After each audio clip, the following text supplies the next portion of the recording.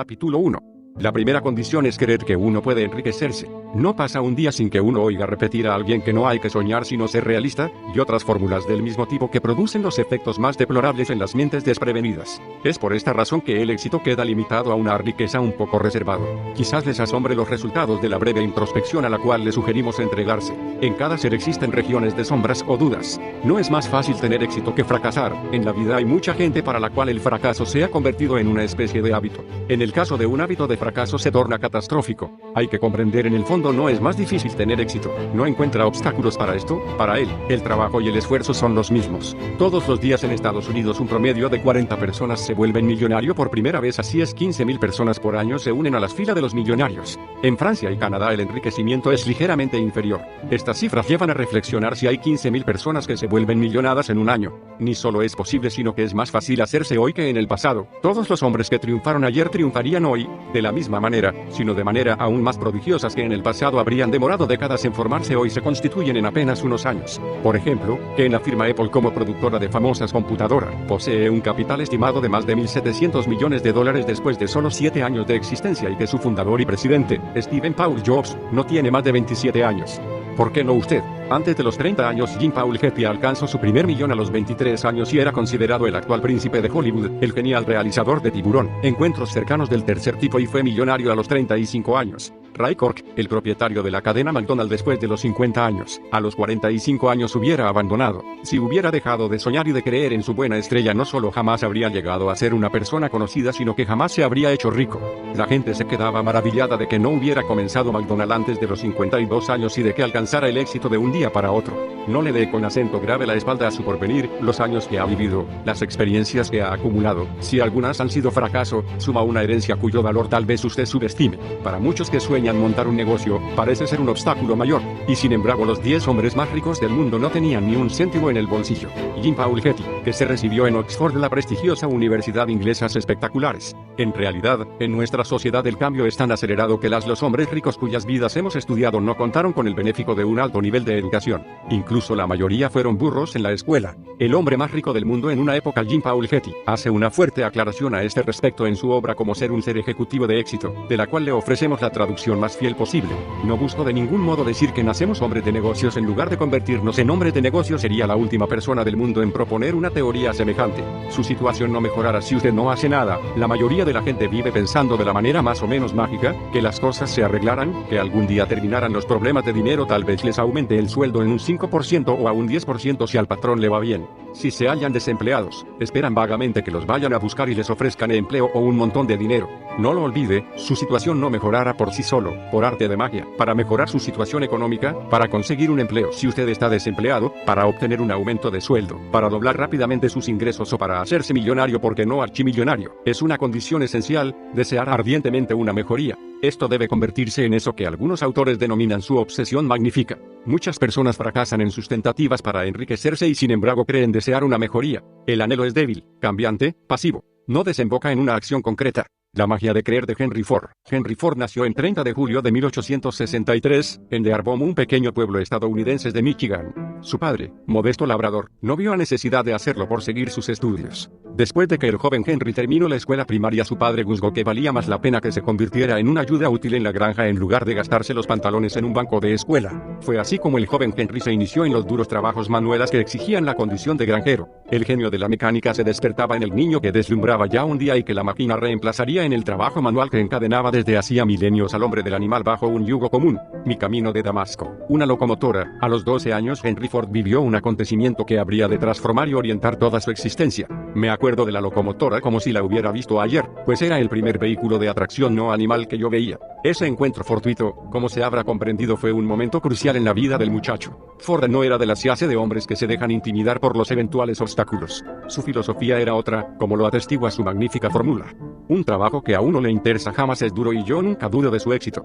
El joven Henry no llegó a apasionarse por los trabajos de la granja paterna. Yo quería ocuparme de las máquinas, explica. A los 17 años ya había tomado su decisión que entraría como aprendiz mecánico en la fábrica de Dry Rock. A su padre le cayó muy a esta decisión, pues veía en su hijo al seguidor natural de la granja familiar. Consideraba que su hijo estaba perdido. En esa época, había que contar con 3 años de tareas integrales como aprendiz para llegar a mecánico. El joven Henry devoraba todas las revistas científicas, deseaba saber lo más posible sobre su especialidad. En esa época las revistas hablaban de máquinas nuevas, la máquina Otto. Se mencionaba la posibilidad de que un día pudieran reemplazarse el gas del alumbrado, entonces utilizado como fuente de energía de la máquina Otto, por un gas formado de vaporización. El joven Ford regresó a la granja familiar renunciando al empleo en Westinghouse, donde se desempeñaba como mecánico especializado. Su padre le había ofrecido un pedazo de tierra con la condición de que renunciara a sus malditas máquinas. Pero Henry Ford no cedió. Prefirió probar su suerte y consagrarse en cuerpo y alma a la realización de su sueño, la conducción en masa de vehículos con motores del nafta.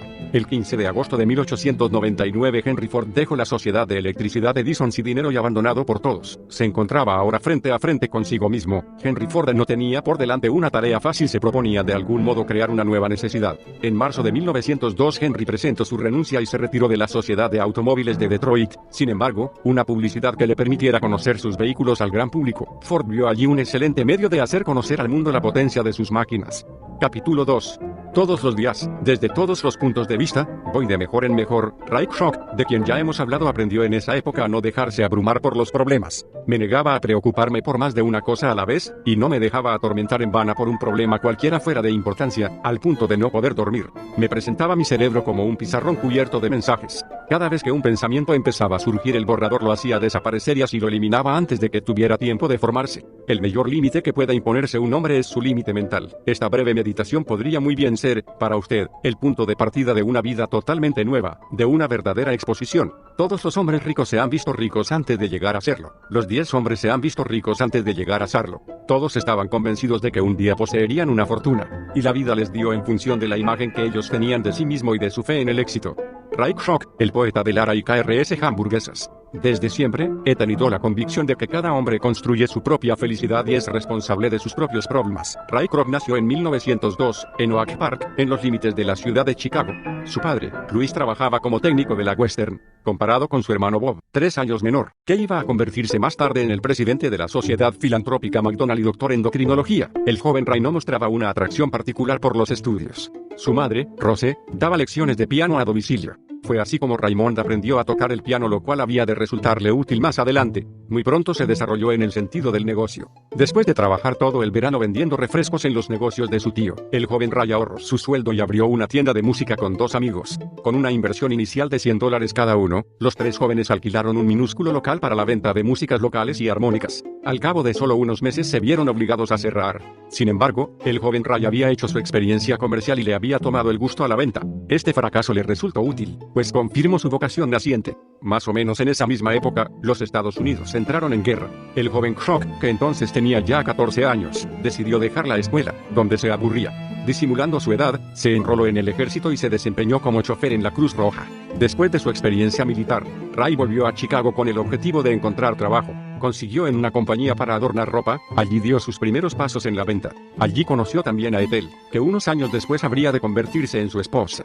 Si usted piensa en pequeño, seguirá siendo pequeño. En 1922, Ray, que acababa de casarse con Ethel, se hallaba a la búsqueda en un empleo más estable que el de músico. Consiguió rápidamente un empleo como representante de una compañía de cubiletes de papel. Ray Kroc se impuso en esa época un horario de trabajo pesado. Desde las 7 de la mañana, con su valija de nuestra en su mano, recorría las calles de Chicago en busca de pedidos y nuevos mercados. Creo que no dormía más de 6 horas. A veces dormía 4 o menos tiempo. Fue así como en la primera de 1925 Ray llegó a su desempeño máximo como vendedor de la Lily Tulip Cup y obtuvo en sus superiores la autorización de tomarse una licencia de 5 meses sin goce de sueldo. Formo parte de los que crean: yo produzco dinero y no voy a dejarme meter en la misma categoría que los otros. De vuelta en Chicago, Ray tomó sus actividades como vendedor de vasos de papel. De 1927 a 1937 recorrió todo Chicago obteniendo nuevos territorios, pero una mañana su jefe lo convocó con urgencia a su oficina y le dijo: Ray, tengo una mala noticia que darte. Las autoridades de la empresa han decidido reducir el 10% del salario de todos los empleados en vista de la situación que prevalece en todo el país. Esta noticia fue un verdadero golpe para Ray. La disminución del sueldo le desagradaba, pero era sobre todo su orgullo el que estaba herido. Usted va a comer la mejor hamburguesa de su vida, no tiene que esperar ni dar propina a los mozos. Ray Kroc contaba entre sus clientes a dos hermanos, los McDonald, que trabajaban con 8 multimixers, lo cual era mucho para la época. Esta cantidad de máquina denotaba una clientela imponente. Ray Kroc vio operar por primera vez en la vida el restaurante de los hermanos McDonald. Quedó muy impresionado. Su instinto lo hizo olfatear un buen negocio. Al mediodía siguiente Kroc regresó al restaurante, con la intención de conocer a los hermanos McDonald. Obtuvo una cita para esa misma tarde. Se enteró de que Maurice y Richard McDonald había trabajado en la década de los años 20 como peones en uno de los estudios cinematógrafos de Hollywood, hasta 1932, cuando decidieron montar su propio negocio y compraron un cine, pero no les fue muy bien. Como no sabían nada de ese negocio de las comidas, los hermanos McDonald aprendieron rápidamente gracias a una de sus empleados que había sido cocinero en una rosticería. El menú era limitado, hamburguesa, papas fritas y bebidas gaseosas, todo preparado en cadena. ¿Por qué yo no? Al día siguiente Ray en su habitación pensó en lo que había visto y oído durante el día. En la mañana, Kroc había conseguido un plan de acción. Iría a ver a los hermanos McDonald y les propondrían abrir una cadena de establecimientos similares al suyo a través del país. Los hermanos McDonald aumentarían sus beneficios, Kroc maximizaría la venta de multimixers. Ambas partes extraerían su ganancia. El contrato ofrecía a Kroc el 1.9% sobre la factorización bruta de las concesiones, pero Kroc debía dar el 0.5% de esa cifra a los hermanos McDonald. El contrato prevenía que Ray Kroc cobraría $950 por cada franquicia. El contrato que ligaba a Kroc a los hermanos McDonald no era válido más que por un periodo de 10 años. Después se prolongaría a 99 años. Kroc no tuvo dificultad en convencerlo de aceptar la gerencia de su primer local. Fue así como en 1955, con los consejos de Art Bender, el gerente de los hermanos McDonald, Ray Kroc abrió el primer restaurante McDonald en el medio oeste estadounidense. La preparación de las papas fritas causaba muchos inconvenientes a Kroc, aunque había observado bien y se sabía de memoria el método de los hermanos McDonald. El éxito de la empresa dependía de la capacidad de ofrecer en cientos de restaurantes las mismas normas de calidad y de sabor. Un año después de abrir el restaurante McDonald, otras 3 concesiones vieron la luz en California y, durante los 8 últimos meses de 1956, se abrieron 8 nuevos restaurantes en diversos estados estadounidenses. Todos los esfuerzos invertidos por Ray Kroc en el curso de sus primeros años de vendedor le permitieron muy pronto acceder a una verdadera fortuna.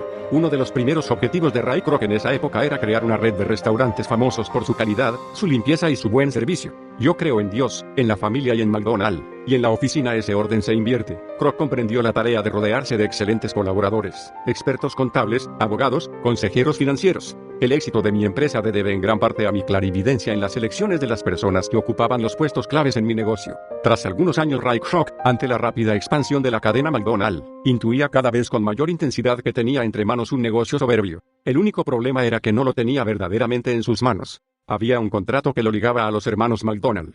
Pronto le resultó evidente que, si deseaba hacerse rico y lograr que su cadena se expandiera como él lo soñaba, no tenía que tener trabas. Los 10 hombres ricos se han pasado la vida ocupándose de detalles que otros habrían desempeñado. Ray Kroc, por su parte, había podido pasar por maniático. Tanto era su exigencia en cuanto a los detalles. Siempre me hacía feliz ver uno de mis McDonald.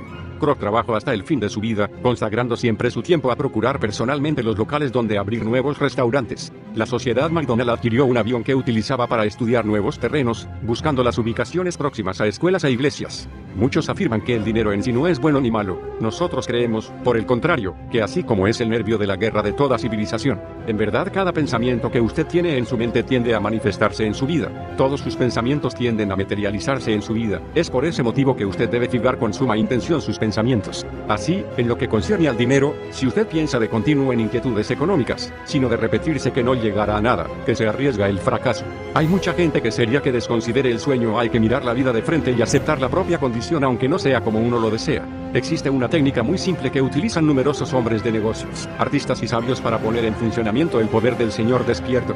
Lo único malo es que a menudo lo ignoramos, o que no nos atrevemos a hurgar en esta mina maravillosa. Capítulo 3.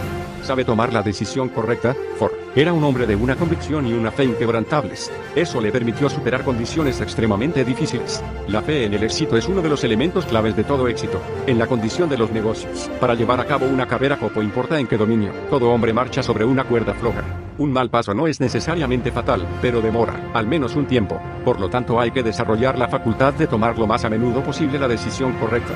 Saber decir sí cuando así debe ser, pero también decir no y alejarse de las aguas peligrosas si se trata de un negocio que podría conducir a la ruina. Es por esta razón que, desde el mismo momento en que usted haya aprendido a programar su subconsciencia, podrá siempre fiarse más de su intuición, de su olfato. De más está decir que este hombre sabía de qué hablaba, pero cómo saber en qué momento tomar la decisión, cómo saber si se ha estudiado la situación lo suficiente, si se dispone de bastantes datos, lo mejor es recurrir al subconsciente que lo responda. Repta la fórmula siguiente: mi subconsciente me inspirará rápidamente la decisión correcta en todo lo que emprendo. Otra de las características de los hombres ricos es que una vez que han tomado su decisión se conforman a ella. A menudo, contra la opinión de los demás, las circunstancias y los obstáculos que conducirán a la victoria final. Cada fracaso contiene una preciosa enseñanza. Además, como dicen, se atienden más de un fracaso que de un éxito, pues uno se plante sanamente cuál fue la razón del fracaso. Uno de los hombres más articulados posee algunos errores, supo conservar a lo largo de toda su vida una línea notable, fue Jim Paul Getty.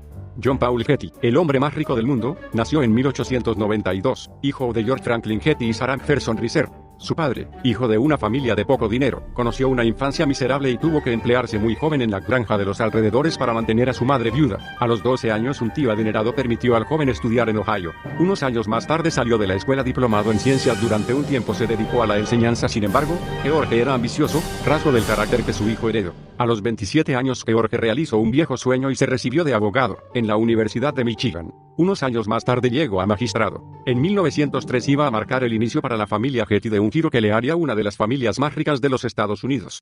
Aunque en esa época en joven Paul solo tenía 11 años, recordaba muy bien, muchos años después, la emoción que le causó ver su primer campo petrolífero. No era raro encontrar un joven que navegaba por los campos de lotes 50 de las entretenido con las perforadoras, hablando con los técnicos y hasta empleando términos especializados como si fuera uno más de aquellos hombres. El joven Paul se revelaba muy buen alumno en los campos petrolíferos. No ocurría lo mismo en la escuela. Su padre, hombre estricto que quería que su hijo estuviera bien claro, decidió que una temporada sería sin duda excelente remedio para inculcarle los valores de la disciplina personal. Después de su estada en esa academia, Paul emprendió estudios universitarios, mientras que en las vacaciones continuaba trabajando como obrero en las concesiones petrolíferas de su padre. Sus estudios, incluso su personalidad, lo empujaron hacia el lado de las letras. Deseaba ser escritor. Por otro lado, su pasión por las ciencias políticas no incitaba a entrar en el cuerpo diplomático estadounidense. Pasaron meses y las cosas no marchaban. Más tarde Paul confesaría que muchas veces pensó en abandonarlo todo, pero, en cambio, siguió adelante porque la idea del fracaso le resultaba sencillamente insoportable. Reconocer, tomar y aprovechar las ocasiones o las circunstancias del mercado. No tardó en seguir una serie de nuevos descubrimientos y transacciones ventajosas. A fines de ese mismo año, John Paul Getty había acumulado su primer $1 millón y tenía 23 años. En esa época la geología del petróleo todavía no había alcanzado un alto grado y muchos especialistas sonreían ante la idea de encontrar mucho petróleo con la ayuda del libro de manera científica. Reunir una suma de conocimientos en su dominio para poseerlos a fondo, y fijar sus pensamientos y orientar su energía mental en la meta que se requiere alcanzar. A los 24 años Getty tomó una decisión para un hombre joven que emprende una carrera. Decidió retirarse. En efecto, se encontraba millonario y creía que no podía ir más lejos, y decidió poner un punto final a su aventura petrolera. Al dinero debe considerárselo no como un fin en sí mismo, sino como un medio. Volvió al trabajo con ahínco, determinado a llegar hasta las últimas consecuencias de su decisión. Iba a librar batallas simultáneamente en dos frentes. Continuó sirviendo a los intereses de su padre, pero al mismo tiempo decidió trabajar en su propio beneficio, gracias a su fortuna personal. Getty tenía una confianza indeflectible en el futuro. En medio de la más fuerte recesión económica se puso a comprar varias concesiones petroleras a precios reducidos. Una vez comprometido en un partido, me esfuerzo siempre por devolver la pelota. Hago todo lo posible por vencer a mi adversario. Getty se dedicó a su tarea con la misma disciplina rigurosa con la que consagraba a sus otros negocios. De muy poco tiempo recibía los elogios de los constructores de aviones por la calidad de sus productos. Al final de la guerra, para John Paul Getty se tornó interactivo poner un pie en el Medio Oriente, que se decía era fabulosamente rico en petróleo.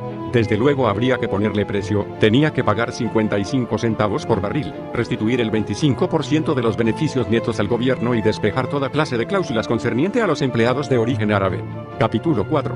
La mejor manera de enriquecerse: hacer lo que a uno le gusta. Me hubiera gustado dedicarme a los negocios, pero no tenía talento para eso. Y lo más dramático es que están convencidos de que no pueden hacer nada, de que jamás sabrán modificar su situación, en suma, de que el azar de la fortuna los ha condenado a una vida mediocre. A menudo oímos esta reflexión al respecto de personas muy ricas: si yo estuviera en el lugar de ellos, la pasaría muy bien.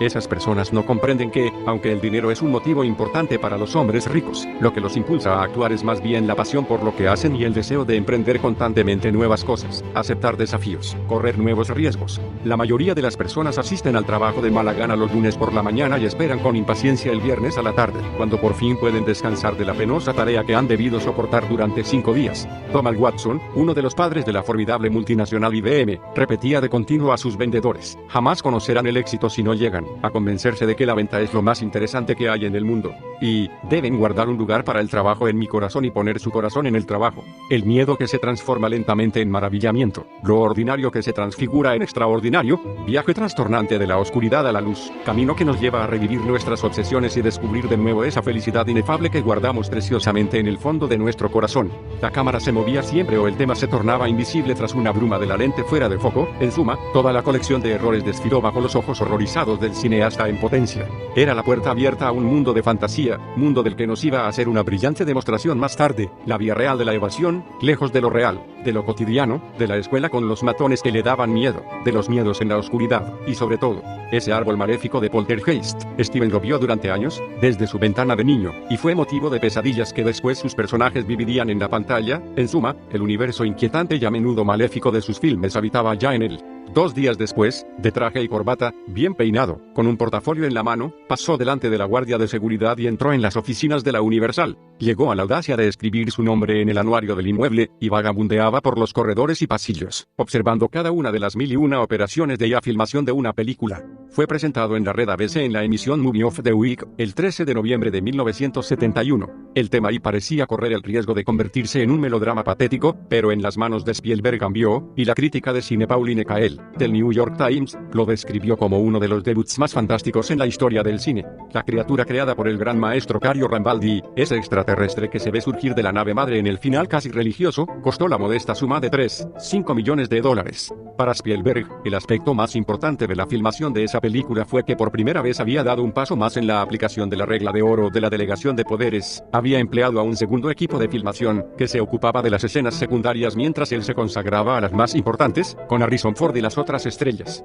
Pero si la idea se abría lentamente paso desde su corazón hasta su mente, y trabajaba incansablemente en el guión con sus colaboradores, la filmación en sí todavía estaba lejos. Ese miedo se remontaba a aquellos lejanos días en que una grieta en la pared le hacía creer en la invasión de criaturas amenazadoras, en que las ramas de un árbol se animaban con intenciones malvadas al caer el día, en que un muñeco cobraba vida y atacaba al niño petrificado, aterrado bajo las frazadas. Cuando empezó la filmación, en los estudios de la MGM, el 11 de mayo de 1981, Spielberg asistió al set todos los días, hora tras hora, salvo durante 3 días del lapso promocional y el estreno de El Arca Perdida. Su presencia provocaba diversas fricciones. Padre de familia, Spielberg viaja todos los días entre su residencia, en Coldwater Canyon, y su lugar de trabajo, un soberbio estudio ultramoderno llamado Amblin, ubicado en los terrenos de la Universal, en Hollywood. Este que les ofrecemos sirve a modo de ejemplo. Tomé la firme resolución de jamás entrar en una sociedad en la que el dinero tuviera preeminencia sobre el trabajo ni de la cual formaran parte banqueros o financistas. Como dijo el filósofo estadounidense Emerson, el que construye la mejor trampa para ratones, pronuncia el mejor sermón, escribe el mejor libro, puede construir su morada en el seno de un bosque impenetrable. Los clientes se encargarán de crear las rutas que los lleven a él. Podemos dudar de la pertinencia, o en todo caso de la eficacia, de la enseñanza prodigada en las universidades para el éxito financiero. Un agente de prensa que lo conoció cuando estaba en la industria cinematográfica dijo de él: era el tipo de hombre que daba vuelta todo lo que a uno le enseñan en la Facultad de Comercio de Harvard. En razón de la vasta publicidad que le valieron sus amores tumultuosos con la célebre cantante lírica María Callas y después con la viuda del presidente Kennedy, Jacqueline Bouvier, Onassis entró en la leyenda. En la escuela, el joven Onassis, como muchos, como la mayoría de los hombres ricos, se reveló un burro notable y un revoltoso de primer orden, y lo expulsaron de varios colegios. Si las notas escolares del joven Aristo no eran nada brillantes, en compensación sus disposiciones para el comercio se manifestaron en él muy precozmente, como lo testimonia la siguiente anécdota. Uno de sus amigos había elaborado un modelo reducido de molino de viento, juguete rudimento compuesto por una vela de papel fija a una aguja, a su vez fija a un trozo de madera. También aprovechó la invasión turca para hacer negocios, procurando alcohol de contrabando para el ejército enemigo, esforzándose por ganar los favores de los generales para facilitar la liberación de su padre, que estuvo más de un año en la cárcel. Onassis desembarcó en Buenos Aires el 21 de septiembre de 1923, con una vieja valija en la mano y $450 en el bolsillo. Sin embargo, en el caso que nos ocupa, los que presionaban a Onassis a renunciar a esa compra a la vez estaban equivocados y en lo cierto. Pero nosotros creemos que hay que ver en ello una forma empatía, esa capacidad de ponerse en el lugar del otro, y sincero interés por el ser humano, pues Onassis demostró, durante toda su vida, una curiosidad incansable, además de una memoria en apariencia fenomenal. Walter Saunders, que era todo menos ingenuo, describe en estos términos la impresión que le causó el armador griego: tuve la sensación de hallarme en presencia de un hombre lo bastante hábil para venderle hielo a los esquimales. Cristina, nos revela en el siguiente fragmento los secretos de la minuciosa preparación de Onassis la noche anterior a una negociación importante. Una noche, yo estaba sobre el puente y descubrí un gran secreto, tal vez el de su éxito. Este secreto era que, antes de asistir a una cita de negocios, el señor Onassis se planteaba en voz alta todas las preguntas que eventualmente tendría que responder. Germinó en su mente a consecuencia de la negativa de un banco de prestarle los fondos necesarios para la adquisición de un barco y su conversión en petrolero. En 1953, en parte para diversificar sus negocios, en parte por su estatus social, Onassis tomó el control de la Société des Vins de Mer de Mónaco y del Círculo de Extranjeros. Para el hombre de la calle, y también para el ambiente de las finanzas, Onassis se había convertido en el hombre que había comprado el Banco de Monte Carlo. De hecho, como también lo ha demostrado Alvin Toffler en El Sol del Futuro, vivimos actualmente en la sociedad de la hiperelección. Capítulo 5. Saber lo que se hace. El secreto de la verdadera educación. Ya hemos hablado antes de la educación y su papel en el éxito, pero algunos autores han notado, al igual que muchos millonarios, que puede encerrar ciertos peligros, el primero de los cuales sería que los estudios actuales son tan largos que demoran de manera inevitable el momento en que el hombre puede lanzarse al fin a la conquista del mundo y los millones. Los largos estudios pueden igualmente acarrear el riesgo de encontrar una cierta audacia, un cierto sentido de la iniciativa, el gusto del riesgo, pues la cerebralidad y el análisis se privilegian a menudo a expensas de la acción, al punto de engendrar a veces un verdadero inmovilismo. Si se lanza a la conquista de la fortuna en un mundo en que las contraverdades hipócritas, las promesas falaces, son moneda corriente, tendrá que adaptar su comportamiento al medio en el cual evoluciona. El punto más importante con respecto a la relación entre la educación y el éxito es el siguiente: si bien muchos hombres ricos no han asistido mucho tiempo a la escuela, por el contrario todos sin excepción, se han convertido en especialistas en su campo de actividad. No es casual que la primera regla que cita contenga los principios siguientes, que, como veremos, no solo se aplican al que quiere montar un negocio o trabaja ya por su cuenta, sino también a todos los asalariados que desean subir rápidamente los escalones de la jerarquía y enriquecerse en consecuencia. El hombre que desea lanzarse a los negocios por su cuenta que elegir un campo de actividad que conozca y comprenda bien. Se diría que se trata de una verdadera novela policial en la que él busca descubrir el secreto del gusto maravilloso de las papas fritas de los hermanos McDonald, en la época en que todavía no les había comprado la empresa. Spielberg es también un maníaco del cine, pues se mete en todos los niveles de la producción cada película, desde el guión, es obvio, hasta la elección de los actores, la música, el montaje y los efectos especiales. Convertirse en el mejor en el propio campo de actividad, llegar a ser especialista en lo suyo, es todo lo contrario de la subespecialización. Como se imaginará, esa segunda tentativa tuvo el mismo resultado que la primera. Sin embargo, el japonesito todavía no se había resignado a la idea de que nunca podría nadar como los otros chicos de su edad. Yo mismo no era muy alto y me resultaba evidente que no se mide la grandeza de un hombre por su estatura física, sino por sus actos, por la huella que deja en la historia de los hombres. El negocio prosperaba, y el señor Sakakibara, el dueño, decidió que quizá era ya tiempo de enviar a Soichiro a su primer puesto de trabajo. Y ese fue en verdad un gran día para Soichiro. Entró en el universo maravilloso de la mecánica. El éxito de esos motores fue en parte atribuible al hecho de que Honda había logrado desarrollar un medio ingenioso para reducir el consumo de nafta, mediante una mezcla de resina y nafta y un carburante apto a recibirla. En el transcurso de algunos años, la reputación de la marca Honda franqueó todas las fronteras, y los diferentes modelos, del scooter al de carrera, inundaron el mercado. Las 5 reglas del éxito de Soichiro Honda: actuar siempre con ambición y juventud, respetar las teorías sanas, encontrar las ideas nuevas y emplear nuestro tiempo para el mejor rendimiento, encontrar placer en nuestro trabajo y hacerlo en condiciones agradables, buscar constantemente una cadencia armoniosa del trabajo, tener siempre presente el valor de la investigación y el esfuerzo.